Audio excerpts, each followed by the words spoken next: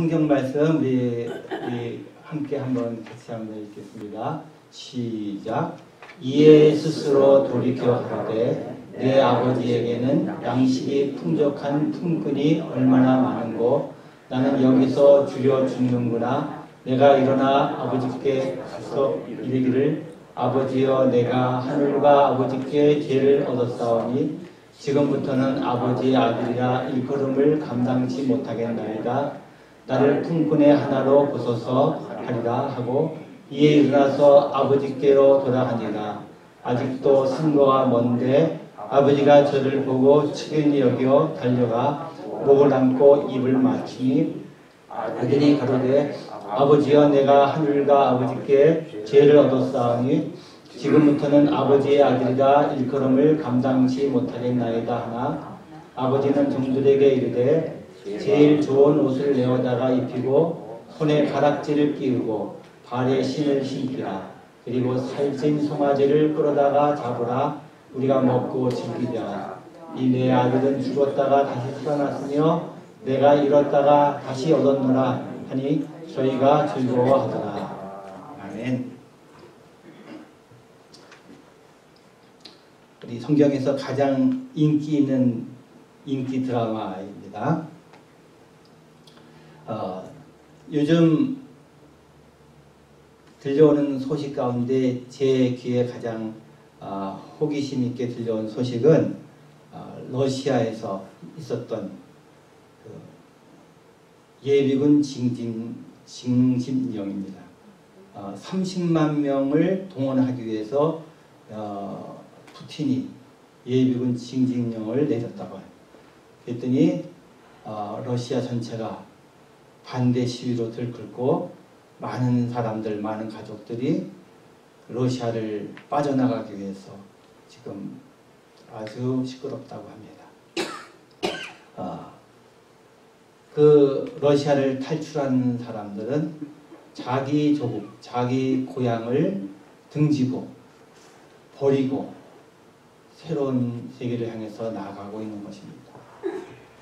그들에게 있어서는 그들은 우리가 볼 때에는 실향민을 선택한 거예요. 실향민. 여러분들은 혹시 실향민이십니까?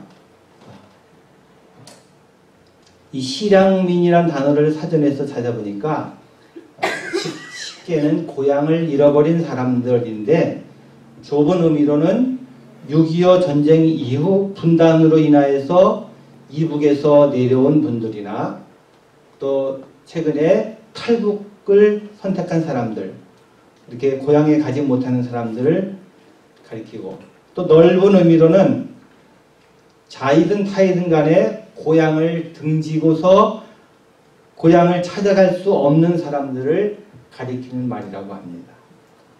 그런 의미에서 여러분들은 실향민이십니까? 저는 한국에 고향이 있기 때문에 실향민은 아니라고 생각하며 살았는데 예전에 한국에 갔을 때 내가 고향을 찾아가 보았습니다. 제가 태어나고 살던 곳을 찾아보았는데 언덕이 깎이고 마을이 송두리째 없어져 버리고 그곳에 아파트들이 들어서고 그래서 내 고향이 어디 있는지 찾을 수가 없었습니다. 그래서 저도 실향민이 되어버렸습니다. 여러분은 어떠십니까? 여러분 혹시 회귀 본능이라고 들어보셨습니까? 다른 말로 귀소 본능이라고도 합니다. 자신의 태어난 고향으로 돌아가고 싶은 그런 본능이 많은 동물들에게서 발견된다고 합니다. 그래서 학자들의 연구에 의하면은 수많은 동물들, 예를 들어서 바다거북이, 연어, 송어, 갈매기, 반달곰, 두루미, 고래, 꿀벌 등등에서 이 귀소 본능이 발견되고 있는데 특별히 한번 바닷속에 이 연어라는 물고기는 잘 알려진 그런 귀소 본능의 대표적인 동물입니다. 자신이 태어난 곳에서 수천리 수만리 떨어져 살면서 때로는 숭어떼나 물새들에게 공격을 받기도 하고 때로는 사람들에게 잡혀 먹힐 위기를 겪으면서도 또 산란할 때가 되면은 자신의 몸에 있는 어떤 예민한 감각기관을 사용해서 물살을 거스르면서 정확하게 자기가 태어났던 그 고향으로 돌아가는 것입니다. 우리가 집에서 기르는 그 개들도 마찬가지라고 합니다. 오래전 진도에서 태어나고 또 진도에서 자라났던 그런 진돗개가 대전으로 팔려갔다고 합니다. 진도는 경상남도죠. 대전, 충청도로 팔려간 거예요. 근데 7개월 만에 자기가 살던 진도로 돌아와서 마을 사람들이 모두 다 깜짝 놀랐다는 겁니다. 그래서 그 마을 사람들이 그 개가 보여준 그 충성심, 한 번 주인이면 영원한 주인이다 라는 그런 그 뜻을 기리기 위해서 약 7천여만 원을 들여갖고서 여기 동상을 세워주었다고 합니다. 학자들의 어떤 주장에 의하면은 동물의 몸에 자기장이 있어서 그 자기장이 고향을 찾아가도록 그렇게 인도한다는 것입니다. 다른 말로 말하면은 동물의 몸에 나침반이 있어서, 다른 말로 말하면은 내비게이션이 있어서 우리로 고향을 찾아가도록 그렇게 인도한다는 거예요. 저도 이번 추석에 마음이 괜히 이렇게 고향 생각이 많이 나요. 여러분들도 그랬을 거예요. 이게 자꾸 나이가 들면서 센티멘탈해지고 고향 생각 안 나셨습니까? 저만 그러는 건가요? 제 몸에 귀소 본능이 발동을 했어요. 그래서 고향이 그리워서 이 고향에 관한 노래도 불러보고 그랬습니다. 오늘 본문에 보면은 고향을 떠나갔다가 다시 고향을 찾아가는 한 사람의 이야기가 등장을 하고 있습니다. 예수님께서 비유로 말씀하신 그 유명한 탕자의 이야기입니다. 예수님은 이 한편의 드라마와 같은 이 비유를 통해서 고향을 잃어버린 우리들에게 어떤 교훈을 주시고 계십니까? 오늘 한번 세 가지로 크게 살펴보기를 원합니다. 세 가지 질문을 가지고 한번 살펴보겠습니다. 첫째로 우리 고향은 어디인가? 둘째로 아버지에게는 무엇이 있는가? 셋째, 아버지에게로 가려면 어떻게 하나? 첫 번째 교훈은 바로 우리 고향은 어디 있는가? 우리 고향은 우리 믿음의 사람들 그리스도인들에게는 바로 하나님 아버지의 그 하나님 아버지의 가슴이 바로 고향이라는 것입니다. 믿습니까? 우리는 모두 오늘 본문의 비유를 가리켜서 탕자의 비유라고 이렇게 불렀습니다. 그래서 당연히 이 비유의 주인공은 탕자, 둘째 아들이라고 생각했습니다. 그런데 좀 더 자세히 오늘 본문의 이야기를 묵상해 보면은 이 이야기의 실제 주인공은 혹시 둘째 아들이 아니라 아버지일 수 있다. 그 아들의 돌아옴을 간절히 기다리고 있었던 아버지가 아닌가 생각을 하게 됩니다. 보통 미국 교회에서는 오늘 본문에 나타난 그 탕자를 가리켜서 영어로 prodigal son이라고 그렇게 말합니다. prodigal이라는 이 말을 영어 사전에서 찾아보시면은 낭비한다라는 그런 뜻입니다. 낭비하다. 낭비하는 아들, 탕자. 낭비하는 아들을 일컬어서 한국 교회는 탕자라는 이름을 붙였습니다. 이 둘째 아들은 실제로 아버지에게 받은 모든 것들을 다 낭비해버렸습니다. 먼 나라에 가서 낭비해버렸습니다.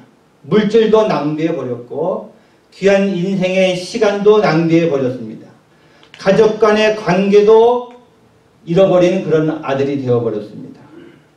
그런데 미국의 유명한 복음주의자인 팀 켈러 목사님이 쓴 유명한 책이 있는데 Prodigal Father, 이 목사님에 의하면은 이 본문 속에 이 아버지 또한 Prodigal Father, 낭비하는 아버지였다는 것입니다. 아버지 또한 낭비하는 탕보였다는 것입니다. 어떤 의미로 본문 속의 아버지가 낭비하는 아버지였습니까? 이 아버지는 아들을 위해 아낌없이 사랑을 낭비한 아버지였습니다. 그런 방탕한 아들을 향해서 이제 그만 사랑을 거두어 드려도 될 터인데 그 아들을 향한 그 기다림도 이제 접어버려도 될 터인데 그 아버지는 여전히 아들을 기다리며 아들이 돌아오기를 소원하면서 아들을 향한 아버지의 그 사랑의 마음을 계속 낭비하고 있었던 것입니다. 그리고 넉넉하신 그 아버지의 사랑의 마음, 사랑의 품이야말로 집 나간 아들이 돌아와야 했었던 그 아들에게 있어서 궁극적인 그런 고향이 아니겠습니까? 사랑하시는 성도 여러분, 예수님께서는 이 이야기 속에서 둘째 아들이 돌아와야 했었던 그 아버지의 품, 아버지의 가슴이 단순히 인간 아버지가 아닌 하늘에 계신 하나님의 품인 것을 우리에게 알려주고 있습니다. 오늘 본문 21절의 말씀을 보시면은 아들이 아버지에게 돌아와서 참회의 고백을 하는 모습입니다. 아들이 이르되 아버지, 내가 하늘과 아버지께 죄를 지었사오니 지금부터는 아버지의 아들이라 일컬음을 감당하지 못하겠나이다. 네, 여기서 내가 하늘과 아버지께 죄를 지었습니다. 그래서 아들은 자신의 참회의 대상으로 하늘을 언급하고 있는 것을 우리가 주목할 수 있습니다. 이스라엘 사람들은 하나님의 이름이 너무나 거룩한 것이어서 하나님 이름 대신에 주님 또는 하늘이라는 그런 표현을 사용했습니다. 하늘에 계신 하나님이야말로 집을 떠난 인간들이 돌아와야 할 영혼의 본향이었던 것입니다. 그래서 어떤 신학자는 하나님을 일컬어서 내 영혼이 돌아가야 할 영혼의 집, 영혼의 근거 또는 존재의 근거라는 그런 표현을 사용했습니다. 여러분, 사실 우리가 고향이라고 말할 때 그 고향은 지리적인 의미의 고향이라기보다는 사람과 사람, 인간과 인간이 맺는 어떤 인간 관계적인 의미가 더 강한 것이라고 생각이 됩니다. 그래서 고향에 부모님이 안 계시고 고향에 형제들이 다 사라졌을 때 또 친구들도 떠났을 때 그 고향은 더 이상 그 고향의 의미를 잃어버리고 마는 것이 아니겠습니까? 저도 친부모님이 모두 돌아가시고 나니까 한국에 대한 감상 느낌이 예전 같지가 않아요. 꼭 가고 싶은 마음이 간절하지가 않아요. 물론 형제들, 가족, 친구들도 아직 있지만 그러나 예전 같지가 않아요. 고향이란 그곳에 찾아가면은 부모님이 계시고 형제 자매들이 있고 함께 뛰놀던 친구들이 존재할 때 의미를 지니게 되는 것입니다. 그래서 어떤 심리학자들은 오늘날 사람들이 가지는 어떤 불안 또 우울증 이런 것의 원인으로 우리 인간의 마음 깊은 곳에 자리 잡고 있는 어떤 부모에 대한 갈망, 부모에 대한 갈증, 부모에 대한 굶주림 때문이라고 지적합니다. 특별히 아버지에 대한 굶주림. 그래서 유명한 그 형무소, 흉악범들이 가는 형무소의 그 수감 중인 그 죄수들의 90% 이상이 아버지와의 그 관계가 깨져 있는 그런 사람들이라고 그렇게 증명이 되었다고 합니다. 진정으로 믿고 신뢰할 수 있는 아버지 또는 어머니의 그 부재 현상이 오늘날 현대인들로 하여금 정신적 방황을 갖게 하는 근본적인 원인이라고 지적하는 것입니다. 근데 오늘 예수님께서는 하늘에 계신 하나님, 그분이 바로 우리가 찾고 기다리던 우리의 고향, 우리의 아버지이시라고 오늘 본문에서 말씀하고 계시는 것입니다. 그렇습니다. 우리를 창조하시고 섭리하시는 하나님 아버지의 그 품이야말로 우리 그리스도인들의 참된 고향인 것입니다. 현대인들이 방황하고 있었던 그 이유는 바로 고향이신 하나님을 떠나 있었기 때문입니다. 하나님 아버지는 지금도 우리를 향해서 부르고 계셔요. 어서 돌아오. 어서 돌아만 오. 우리 주는 날마다 기다리신다오. 밤마다 문 열어놓고 마음 졸이시며 나간 자식 돌아오기만 밤새 기다리신다오. 이 두 번째로 오늘 본문을 통해서 주시는 두 번째 교훈은 아버지에게 가면 무엇이 있습니까? 아버지의 품에는 모든 것이 있습니다. 아버지의 품에는 우리가 찾아 헤매는 모든 좋은 것들이 거기 있었다는 사실입니다. 오늘 본문에서 둘째 아들이 고향으로 돌아오기 전 그 탕자가 경험하고 있었던 것은 무엇이었습니까? 한마디로 그는 먼 나라에서 쫄쫄 굶고 있었습니다. 물론 그는 육체적으로 굶주리고 있었습니다. 그래서 별 수 없이 돼지들의 그 쥐염 열매를 먹으면서 간신히 굶주린 창자를 채우고 있었습니다. 그러나 그렇게 하는 동안에 그의 자존심은 말로 닿을 수 없이 구겨졌고, 또한 그는 세상으로부터 거절감 또 외로움으로 몸부림쳐야 했습니다. 정신적으로 영적으로 춥고 또 굶주린 영혼이 되어버려 있었습니다. 그런데 그가 고향으로 그리고 아버지에게로 돌아왔을 때, 돌아오자마자 그를 기다리고 있었던 것은 무엇이었습니까? 아버지로부터의 따뜻함, 환영이었고 또 배부름이었습니다. 이 배부름은 육체적인 배부름을 넘어서서 근본적으로 사랑으로의 배부름이었습니다. 고향에는 배부름과 함께 아버지의 용서와 또한 회복이 기다리고 있었습니다. 하늘과 아버지께 죄를 얻었다고 죄책감으로 떨고 있었던 그 아들을 그 아버지는 측은히 여겨주셨고 달려가 목을 안고 우시며 입을 맞춰 주셨습니다. 세상의 입장에서 볼 때에는 이 아버지의 그 낭비, 아들을 향한 그 낭비는 탕자의 입장에서 볼 때 얼마나 감사하고 얼마나 눈물겨운 용서와 회복의 모습입니까? 이런 아버지와 아들의 이 눈물겨운 만남의 모습을 감동적으로 그린 화가가 있었습니다. 이 화가의 이름은 바로 렘브란트입니다.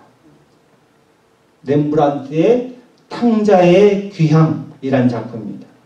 이 그림 속에서 아들의 모습은 너무나도 초라합니다. 옷은 남루하게 해져 버렸고 신발도 다 떨어져서 벗겨져 버렸습니다. 그러나 아버지의 안긴 아들은 이제 더 이상 소외될 필요도 없고 거절감을 느껴야 할 필요도 없게 되었습니다. 사실 아버지는 이미 이 아들을 미리 용서해 놓으셨고 또 기다리고 있었던 것입니다.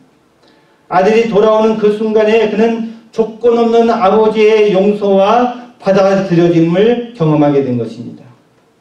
바로 이 아버지의 품이, 이 사랑의 품이 바로 우리의 고향입니다. 그것이 바로 우리 하늘 아버지의 품인 것입니다. 돌아온 아들에게 아버지는 가락지를 끼워주시며 너는 죽었다가 다시 산 내 아들, 잃었다가 다시 찾은 내 아들이라고 그렇게 말씀해 주셨습니다. 탕자의 본래 생각은 그저 아버지의 집에서 아들이 아닌 종으로라도 그렇게 대우해 주시기를 각오하며 그렇게 돌아왔습니다. 그러나 아버지는 완벽하게 그의 아들로서의 신분을 회복시켜 주셨습니다. 더 이상 죄인이 아니라 아들의 신분, 왕자의 신분을 회복시켜 주셨습니다. 그리고 아버지는 그에게 새로운 옷, 제일 좋은 옷을 입히시고 새로운 신, 제일 좋은 신을 선물로 허락하셨습니다. 그리고 그를 향해 새로운 미래를 축복하셨던 것입니다. 고향은 그래서 과거로 돌아가도록 우리를 부르는 것이 아니라 고향에 계신 그 하나님 아버지의 사랑을 공급받아서 미래를 향해서 나갈 수 있도록 우리를 초대하시는 그런 선교의 마당이었던 것입니다. 그것이 바로 고향, 아버지의 품이었습니다. 성경은 말씀하기를 각양 좋은 은사와 온전한 선물이 다 위로부터 빛들의 아버지께로서 내려온다라고 말씀하고 있습니다. 하늘의 고향에 모든 선한 것들, 모든 좋은 것들이 다 있습니다. 세 번째로, 어떻게 그 고향에 갈 수가 있습니까? 어떻게 우리가 이 땅에서 천국을 경험하며 살 수가 있습니까? 어떻게 그 하늘 아버지의 품으로 나아갈 수가 있겠습니까? 그것은 바로 기도입니다. 기도가 그 통로입니다. 기도는 고향에 계신 아버지 하나님을 향해 나아가는 그런 통로입니다. 그리고 그 기도는 세상을 향하던 나의 마음을 아버지께로 돌이키는 그런 사건으로부터 시작이 됩니다. 오늘 본문에 보시면은 17절에 보시면은 그 고향으로 가는 인생의 전환점을 보여주고 있는 말씀이 기록되고 있습니다. 이에 스스로 돌이켜 이르되 내 아버지에게는 양식이 풍족한 품꾼이 얼마나 많은가. 나는 여기서 줄여 죽는구나. 여기 돌이켜라는 말이 나옵니다. 이 말은 본래 나 자신에게로 드디어 돌아왔다라는 그런 뜻입니다. 영어 성경에 보시면은 He came to himself. 그는 참으로 오래간만에 자기 자신의 참다운 모습, 진정한 자신의 모습을 발견하고 아버지를 떠나 방황하던 자신의 비참한 죄인의 모습을 의식하게 된 것입니다. 그리고 오래간만에 아버지의 집을 드디어 그리워하기 시작합니다. 아버지를 떠난 것을 가슴 아파하며 뉘우칩니다. 이것이 바로 기독교가 말하는 회개의 출발점입니다. 그러나 이것만으로 회개는 아직 부족합니다. 회개는 뉘우치는 감정뿐만 아니라 그와 함께 더불어 의지가 담긴 나의 결단과 또 행동으로 나타내야 할 것입니다. 그래서 탕자의 변화는 17절의 말씀으로 시작돼서 20절에 가서야 완성이 됩니다. 20절, 이에 일어나서 아버지께로 돌아가니라. 그냥 아버지 생각만 하고 있으면 소용이 없어요. 아버지께로 돌아가는 이 결단과 행동이 필요한 것입니다. 진정한 회개가 이렇게 완성이 됩니다. 이때가 바로 고향에 계신 아버지께로 돌아오는 그런 탕자의 모습입니다. 회개의 기도를 통해서 우리는 어느덧 고향에 계신 아버지의 품으로 돌아오게 됐습니다. 기도 생활을 통해서 탕자였던 우리는 지속적으로 하나님 아버지와의 사귐의 생활을 끊임없이 계속 유지할 수가 있습니다. 사랑하시는 성도 여러분, 그런데 오늘 이 말씀을 주신 예수님께서는 당신께서 친히 이 땅에 오신 그 이유가 무엇인가? 예수님께서 이 땅에 오신 그 이유가 무엇인가를 오늘 본문의 말씀을 통해서 설명하십니다. 바로 우리에게 그 고향으로 돌아가는 길이 되어주시기 위함이었다는 사실입니다. 예수님은 말씀하시기를 내가 곧 길이요 진리요 생명이니 나로 말미암지 않고는 아버지께로 올 자가 없느니라. 왜 그분을 통하지 않고는 우리는 하나님께로 나아갈 수가 없습니까? 바로 인간과 하나님 사이를 가로막는 최대의 장애물은 바로 죄입니다. 그리고 그 죄책감은 하나님께 나아오려는 모든 사람의 발목을 붙듭는 무거운 그런 사슬과도 같습니다. 탕자도 얼마나 주저하고 망설였겠습니까? 과연 아버지가 나를 용서하시고 나를 받아주실까? 혹시 내게 소리치시며 내 집 근처에도 얼씬거리지 말고 꺼지라고 그렇게 하지 않으실까?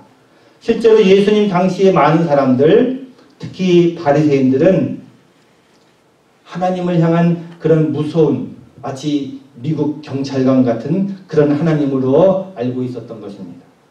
그 당시 바리새인들이 믿었던 하나님은 죄인들, 병자들, 창녀들은 결코 받아주지 않으시고 심판하고 저주하실 그런 무서운 하나님이셨던 것입니다.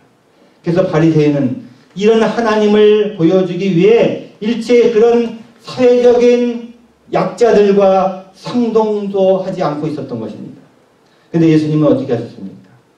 세리와 창기들과 병자들, 이방인들의 친구를 스스로 자청하시며 그들을 찾아가서 그들과 어울리시며 함께 먹고 그들을 품어주셨던 것입니다. 오늘의 본문의 말씀이 포함된 누가복음 15장 1절과 2절을 보시면은 어떻게 시작되고 있습니까? 한번 같이 한번 읽겠습니다. 시작. 모든 세리와 죄인들이 말씀을 들으러 가까이 나오니 바리새인과 서기관들이 수군거려 이르되 이 사람이 죄인을 영접하고 음식을 같이 먹는다 하더라. 오늘 본문에서 예수님께서 설명해 주신 이 비유 속의 아버지는 바리새인들이 상상한 하나님과는 너무나 다른 분이 아니십니까? 돌아오는 아들을 이미 용서해 놓으시고 기다리시던 오늘 본문의 아버지는 바로 자신의 아들이신 예수님을 이 땅에 보내셔서 우리의 죄악을 짊어지게 하시고 우리가 받을 심판과 저주를 대신 지시며 이제 그분 앞에 나와 그분의 이름을 부르며 그분의 옷자락을 붙드는 모든 자들의 죄를 조건 없이 용서하시는 그런 사랑의 하나님이십니다. 그런 하나님 아버지의 모습은 바리새인들의 눈으로 볼 때는 이해가 안 되는 낭비하는 아버지이셨던 것입니다. 렘브란트의 그림에는 탕자와 아버지와 더불어 또 하나의 인물을 그려놓고 있습니다. 오른쪽으로 보면은 그 형이 서 있어요. 한번 앞으로 한번 가볼까요? 네. 네, 오른쪽 맨 끝에 서 있는 그 모습이 바로 형의 모습이라고 합니다. 뻣뻣하게 아들을 품어주는 아버지의 모습을 그렇게 쳐다보고 있는 형의 모습.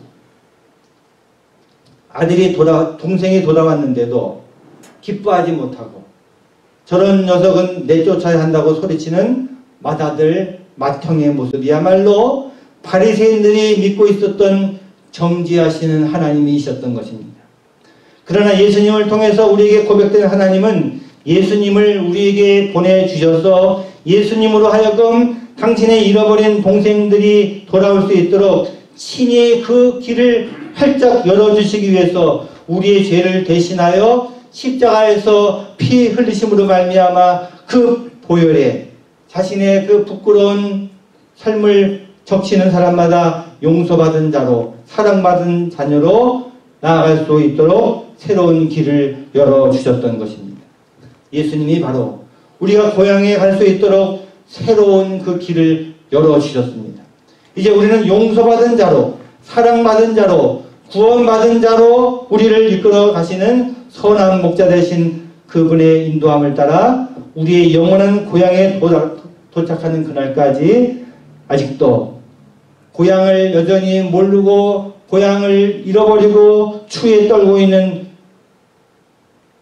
새로운 탕자들, 이웃들의 그 손을 잡고 하나님의 사랑을 전하며 복음을 전하기 위한 새로운 인생을 살아가야 되는 것입니다.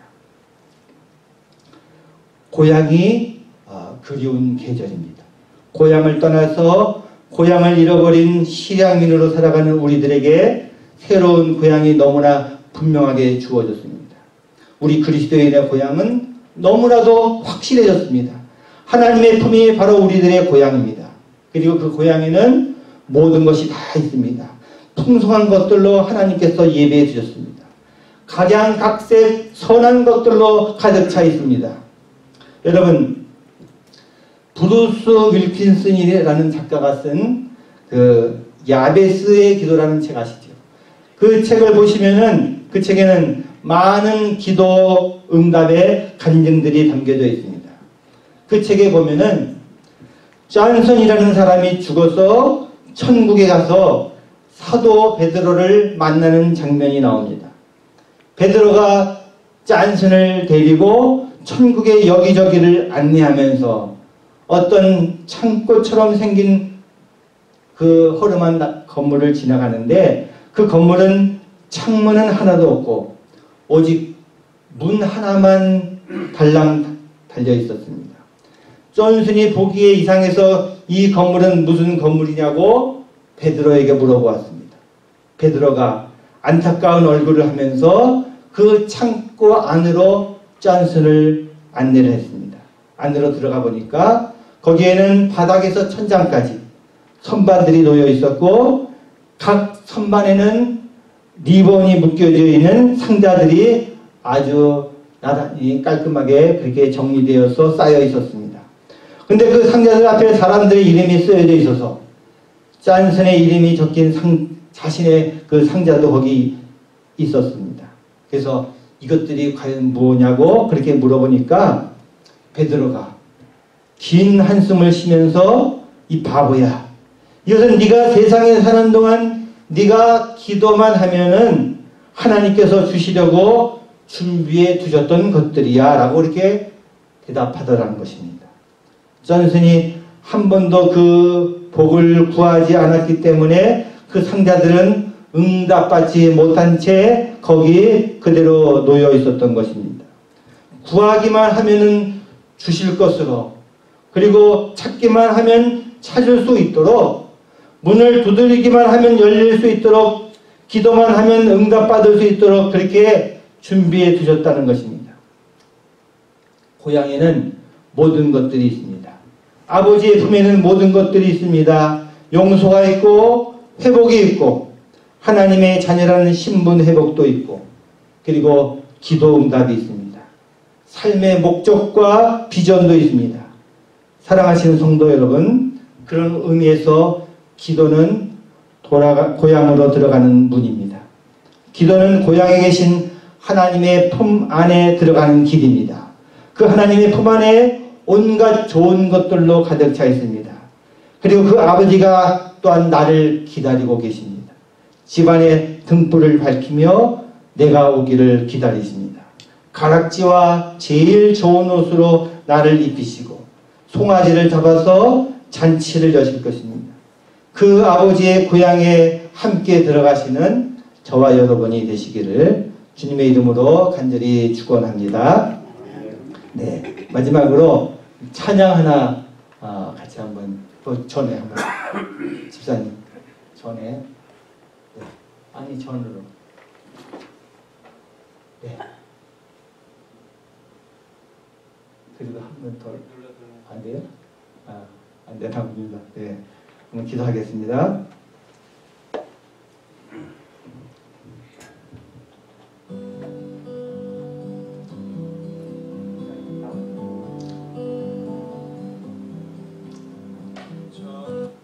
하나님, 오늘 우리에게 탕자의 이야기, 고향의 이야기를 들려주셔서 감사드립니다.